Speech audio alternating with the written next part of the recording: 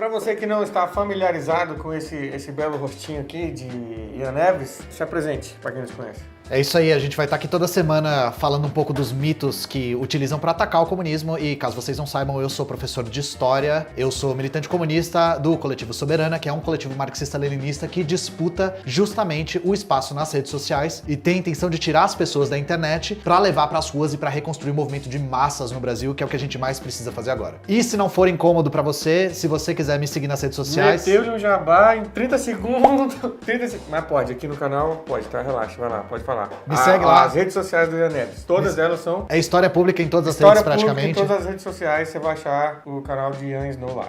E mesmo se você não achar como História Pública, você vai acabar me achando eventualmente. Então procura lá como História Pública nas redes. Ele já apareceu no Twitter do Bolsonaro. Já apareceu no Twitter. Nem eu consegui isso. Eu tava pinado no Instagram do Bolsonaro. Ele deixou o vídeo fixado. É fixado? Ele tirou já, infelizmente. Se vocês forem lá, não vai mais estar lá no mito, né? Mas o meu vídeo ficou fixado e eu acho que agora só falta eu chegar no capeta, né? A última etapa, sim. não tem mais onde chegar.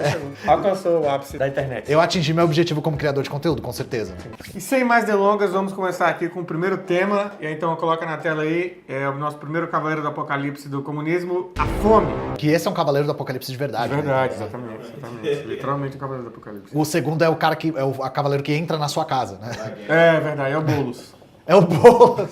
Na eleição de 2018 e 2022, eu aposto que ele deve ter recebido mensagem, alguma corrente do Zap, falando que no comunismo as pessoas passam fome, que na Venezuela nem tem cachorro mais, não tem doguinho mais, gato, não tem bicho lá, no zoológico não existe. Tudo virou restaurante, sweat shop virou restaurante, porque eles têm que comer animais, porque não tem comida em países comunistas. E aí estamos aqui com o Ian Neves. E agora a minha dúvida, esse é um caso de meia-verdade, é verdade ou é mentira completa? Uma coisa que vocês vão aprender aqui ao longo dessa jornada que a gente vai fazer desmentindo alguns ataques que fazem ao comunismo, é que muito do que falam que é um problema no comunismo, na verdade, é um problema do capitalismo. Opa, a gente vai então ver... aquelas críticas que dá a volta, né? Eu vou criticar o comunismo e, critiquei o capitalismo.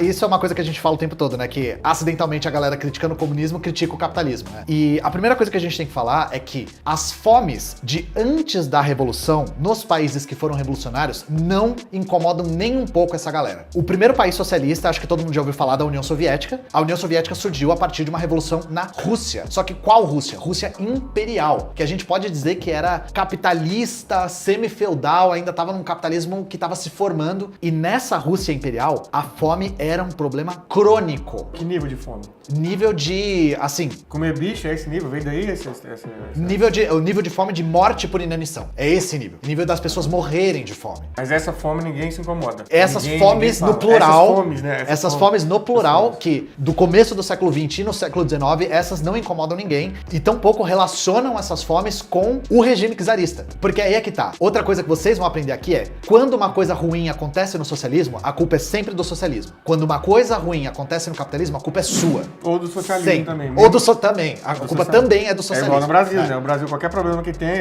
porque o Lula é comunista, as coisas são comunistas. Exatamente. Nunca é culpa do capitalismo. Nunca. Nada. E a gente consegue ver isso também na China. A China, antes da Revolução de 1949, tinha uma expectativa de vida de 33 anos. 33? 33 anos. A idade máxima aí que a galera na China conseguia chegar era a idade de Jesus, então. É simbólico isso. Simbólico. Mas 33 anos era a média de idade da galera. Era a média da idade e muito por conta de inanição e doenças. E a gente também, estudando a respeito da fome nesses países, a gente vê que doença e fome são coisas que andam de mãos dadas. Pessoas com fome ficam mais propensas a morrer de doenças. Ficam com o sistema imune mais prejudicado, né? E aí as pessoas que dizem que no socialismo se passa fome ignoram completamente essas fomes antes do socialismo nesses países. Então esse é um primeiro ponto que a gente tem que levantar. Então você está me dizendo que o pessoal que defende o capitalismo só se importa com a fome dependendo em qual momento ela acontece, não é com a fome em si. Porque eles não se preocupam com a fome de verdade. Eles instrumentalizam um evento histórico, alguma coisa histórica, para tentar desmerecer um sistema contra-hegemônico. O uso é 100% político da fome. Não é uma preocupação verdadeira com as pessoas que estão sofrendo de fome. Porque se fosse, não seria só uma e não a outra. Mas aí, respondendo a sua pergunta, né? A pergunta principal. Isso é meia verdade? Verdade toda? Não é verdade nenhuma? Então, outra coisa muito comum pra criticar o comunismo é pegar exceção e tomar como regra. Então é pegar uma coisa que aconteceu, mas dizer que isso sempre acontece. Então, pra deixar claro logo de cara, as fomes nos países socialistas foram episódicas. Nós tivemos episódios de fome. Só pra citar algumas das mais famosas. A União Soviética em 32 e 33, a China entre 59 e 61, tanto Cuba quanto a Coreia do Norte durante a década de 90. Esses são momentos nos quais esses países socialistas passaram por períodos de fome. E essas fomes têm causas específicas. E chegam ao mesmo nível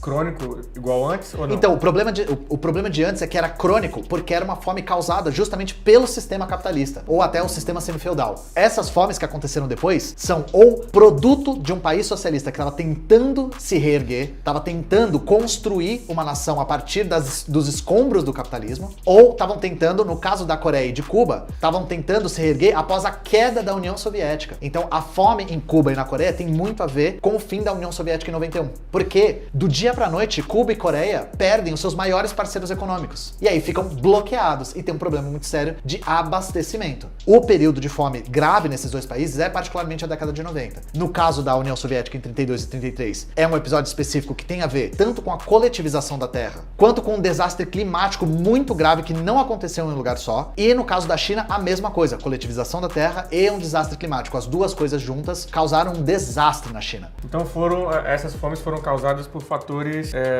vamos falar, múltiplos, fora, também. ou de ter como se fosse por terceiros. Não foram causadas pelo socialismo em si. Foram causadas por tretas internas no pós-revolução, porque eu não preciso falar pra ninguém que depois da revolução não é todo mundo que vira comunista do dia pra noite, né? Então, no caso da União Soviética, pessoas que estavam resistindo à coletivização da terra, que é acabar com a propriedade privada no campo. Essa resistência causou... Os velhos da van da época os proprietários seguraram os bagulhos. Os proprietários segurando na própria terra e boicotando, queimando plantação, matando gado, destruindo ferramenta, aliciando camponeses. Isso tudo aconteceu junto com uma catástrofe climática, que foi tanto uma seca em alguns lugares quanto enchente em outros lugares. E isso aconteceu não só na União Soviética, mas na Europa como um todo. Na Europa mais do leste, né? A gente não pode esquecer também que esses países eram bloqueados. Eram países que não tinham relações comerciais normais com o restante do mundo. Porque o capitalismo, a primeira coisa que ele sempre faz é bloquear e isolar esses países. E é o que a gente sempre diz, né? Ué, se o socialismo não funciona, então pra que bloquear? Não é só deixar ele não funcionar e morrer sozinho? O mercado não é livre? Não é livre, né? Também, liberdade pra quem, não né? É livre, mas aí, o socialismo não funciona, é um sistema que não funciona e cai de podre. Beleza, tira o bloqueio então, deixa eles morrerem sozinhos. Por que todo país socialista é bloqueado? Por que todo país socialista é bloqueado? Responde aí pra nós. Por que Cuba é bloqueado até hoje? Esse vídeo aqui eu sei que vai cair lá pro Biden. Biden, por que você tá mantendo os embargos lá em Cuba? Por que você não tira? Aqui, ó, que tá fazendo esse questionamento pra você. Eu sei que você sabe, mas a minha audiência é enorme. Sabe, eu tô movimentando... O alcance chega até no Biden. Eu tô movimentando a geopolítica mundial e vocês não estão sabendo. Mas e aí, por que não tira? Todo ano, a maior parte dos países vota pra acabar com o embargo em Cuba e os Estados Unidos vota pra continuar com o embargo em Cuba. Então é todo ano a mesma história. Se o socialismo não fosse perigoso pro sistema hegemônico, pra que bloquear, cara? Do que eles têm medo? Agora uma dúvida. A gente já falou aqui sobre as fomes que aconteciam antes, que eles não se importavam, mas e depois que os países passam a ser socialistas ou comunistas, qual é a relação deles com a fome? Melhora a situação das pessoas? Elas realmente passaram a ter mais alimento? Continua do mesmo jeito? Mudou pouco? Mudou muito? Como é? Essa é a parte boa. Depois desses episódios de fome, por exemplo, na União Soviética, a fome se tornou desconhecida para as pessoas. Uma vez que eles resolveram a fome, o último grande episódio de fome na União Soviética foi causado pelos nazistas, pela invasão nazista na Segunda Guerra. Isso eu não preciso explicar para ninguém, pelo amor de Deus, né? A mortandade que os nazistas causaram na União Soviética, acho que pelo menos as pessoas têm uma ligeira noção. Tem que explicar. Pro Kim Kataguiri e pro MVL precisa. Só pra vocês terem uma noção, mais de 20 milhões de soviéticos foram mortos, tá? Caralho. 20 milhões. Essa é a cifra, é o tamanho da destruição. Estima-se que todos os soviéticos perderam pelo menos um membro da família na guerra. Esse foi o tamanho da destruição, tá? Caralho. E aí, obviamente, durante a guerra, o esforço todo era pra frear a besta fascista que tava com 70% das suas forças na frente do leste. As pessoas imaginam que a guerra foi muito na Europa continental, mas a maior parte das tropas nazistas estava mobilizada no leste da Europa e em direção à União Soviética. Pra quê? Pra colonizar essas terras. Era um movimento colonial. Depois que a União Soviética conseguiu resolver essas fomes episódicas, a segurança alimentar lá ficou permanente. E o que tornou possível a União Soviética superar a fome desse jeito? Principalmente a coletivização do campo. Justamente o processo que estava recebendo tanta resistência dos proprietários privados por motivos óbvios, era tão mais estável e mais produtivo que fez com que o suprimento, principalmente de grãos, que são o principal artigo de alimentação dos soviéticos fossem o suficiente pro restante da história soviética até o seu fim, que aí sim a fome ia voltar com toda a força. E aí existe uma coisa que eu tenho que salientar aqui. Eu tenho certeza que vai aparecer gente dizendo assim: ah é? Da onde você tirou isso? Das fontes soviéticas? Você não leu George Orwell? Ele já falou sobre como o governo manipula as fontes. Você não leu A Revolução dos Bichos? Você não leu 1984, Ministério da Verdade, Thiago Santinelli? Eu só peguei fontes aqui que ninguém chamaria de comunistas, pra tentar demonstrar o que eu tô falando. Existe um livro muito famoso chamado Atrás dos Urais. As fontes todas estarão na descrição do vídeo. Esse livro é o relato de um trabalhador americano que vai para a União Soviética, particularmente para a cidade de Magnitogorsk, trabalhar na indústria. E ele escreve o livro relatando o que ele viu. E ele tá nesse momento da União Soviética, onde tem a fome e a solução da fome. E ele descreve que era palpável os resultados da coletivização do campo. Ele fala que em poucos anos você via comida que era muito difícil de conseguir, muito acessível. E isso vindo de uma pessoa que não era comunista, não nutre nenhuma simpatia pela União Soviética, tampouco pelo Stalin. Se vocês lerem o livro, vocês vão ver isso. Você estava falando lá da questão da segurança alimentar. Essa segurança alimentar que os países socialistas aí, que você está citando, conseguiram, era um bagulho que era tipo pau a pau com um país capitalista que é o... Tipo Estados Unidos, por exemplo. Em relação aos Estados Unidos, esse é um exemplo bom desse país. Era pau a pau com os Estados Unidos ou não? Então, novamente, para ninguém me acusar de estar usando fontes totalitárias manipuladas soviéticas, existe um relatório da CIA de 1983 falando sobre a dieta dos soviéticos. E esse relatório revela que os soviéticos e os estadunidenses comiam mais ou menos a mesma quantidade de calorias por dia, mas a dieta soviética era mais nutritiva. E inclusive o relatório diz: talvez os soviéticos e estadunidenses estejam comendo demais para boa saúde. Esse relatório foi desclassificado em 2007. Ele é da CIA, gente. Não dá para dizer que a CIA é comunista. Dá sim, viu? Vamos falar. Vamos falar. Você pode ter certeza que vão falar. Vão falar. Paulinho Cogos vai fazer o react desse vídeo e vai te desmentir. Ele vai mostrar, vai botar assim, ó, 30 argumentos mostrando que a CIA é comunista, assim como o McDonald's. A CIA, ela faz parte do globalismo do Deep State, que tá tentando controlar a mente da humanidade. É a única explicação que tem, né? Não só a União Soviética. Existe um estudo feito nos Estados Unidos em 1986, comparando países capitalistas com países socialistas a respeito de vários critérios. E adivinha, os países socialistas tinham mais segurança alimentar que os capitalistas, e não só isso, tinham menos mortalidade infantil, mais acesso à saúde e mais acesso à educação. Isso aqui tá numa tabela de um estudo feito nos Estados Unidos. Novamente, não é a fonte totalitária 1984 do Ministério da Verdade, tá? Se vocês quiserem questionar, questionem o método desse tipo de estudo. Tá, agora eu quero... A gente tá falando sempre de coisa pra trás, né? Isso. Pra bagulho passado e tal. Atualmente, você tem algum exemplo contemporâneo disso? Disso ser bem sucedido? Na real, não sou eu que tenho um exemplo, é a FAO que tem um exemplo. Que porra é FAO? O que é FAO, caralho? Na moral, vocês ficam trazendo... É foda trazer os caras que falam os bagulho. Eu não sei o que é FAO. FAO pra mim é arma. É FAO? FAO, Não me fala o que é, eu quero aprender sozinho.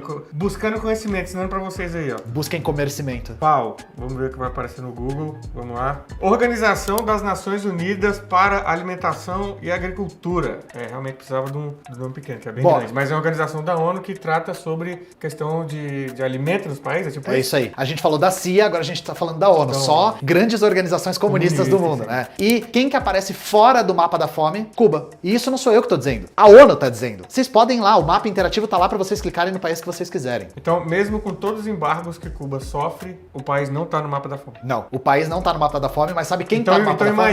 Então imagina, já te interromper, então imagina se não existisse os embargos naquele país. É isso.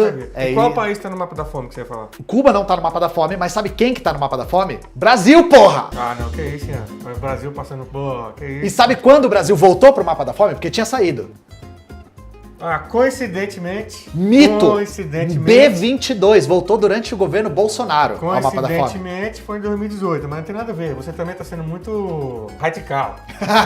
Querendo associar o governo do Bolsonaro com a fome ter voltado. O que tem a ver? Pessoal, é por isso que é foda trazer vocês radicais por isso. Tudo pra vocês é culpa do capitalismo. E tudo pra vocês é culpa do mito, né? O mito, do Bolsonaro e o capitalismo. Olha só, que problemão. Quem diz que no socialismo passa fome, ou acha que o Brasil é socialista, o que é possível, né? Porque tem, assim, a gente já ouviu algumas coisas incríveis, ou tem dissonância cognitiva. Eu acho que as duas coisas são bem possíveis, né? Essa fome no Brasil, inclusive, é uma fome que não incomodou ninguém, né?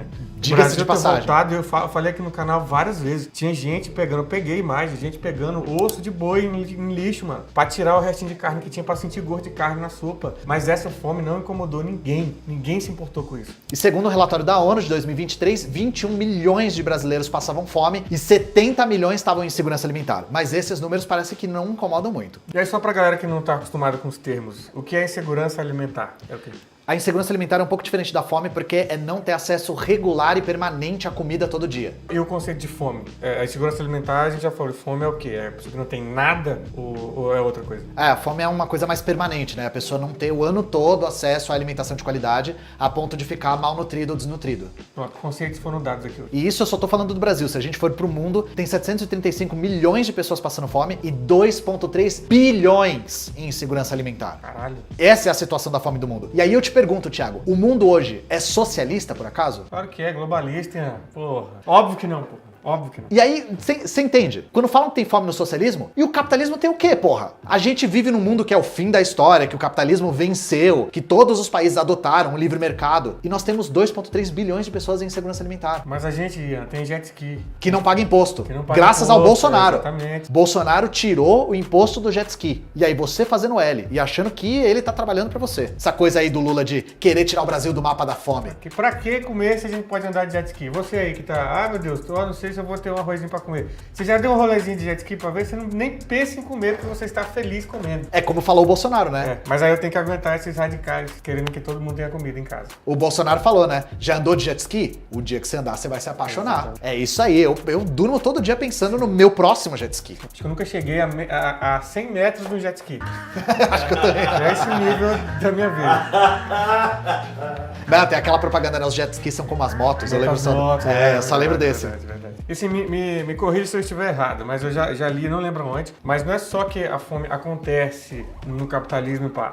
O capitalismo precisa de gente passando fome para continuar funcionando. É isso ou eu ouvi errado? É isso. Isso é uma coisa que faz com que a gente explique melhor o porquê que a gente luta pelo socialismo. Porque o capitalismo não tem a fome como uma consequência ou um acaso. A fome é uma necessidade para o capitalismo. E eu acho que só de uma maneira simples eu consigo fazer com que você entenda o porquê. Pensa um pouco. O Brasil é o país que se glorifica de ser o país do agro, né? O agro é pop, o agro é tech, o agro é tudo. Inclusive a galera da extrema-direita fala que o Brasil alimenta 1 bilhão de pessoas no mundo, que é um dado meio questionável, mas enfim, né? Vamos pressupor que é verdade. O que já é meio, isso aí, mesmo que esse dado for verdade, pensa comigo. O Brasil está alimentando, é o que eles falam, quanto? 1 bilhão de pessoas. 1 bilhão. Por que tem gente passando fome aqui, sendo que tem comida para mandar para fora esse tanto? Tá ligado? É aí que tá. Como é que um país que produz tanta comida tem gente passando fome nele próprio? A resposta disso é a dinâmica interna do capitalismo. De uma maneira simples, se for mais lucrativo vender para fora, que se foda quem tá dentro. Só para pegar um episódio bem famoso que ilustra isso, aqui no Brasil, depois da crise de 29, a gente teve uma queda vertiginosa do preço do café, que era o principal artigo de exportação no Brasil daquela época, né? E aí o que aconteceu? Para resolver esse problema, o governo do Getúlio Vargas comprava o café, porque o preço estava muito baixo. E o que eles faziam com esse café? Eles distribuíam, eles queimavam, eles destruíam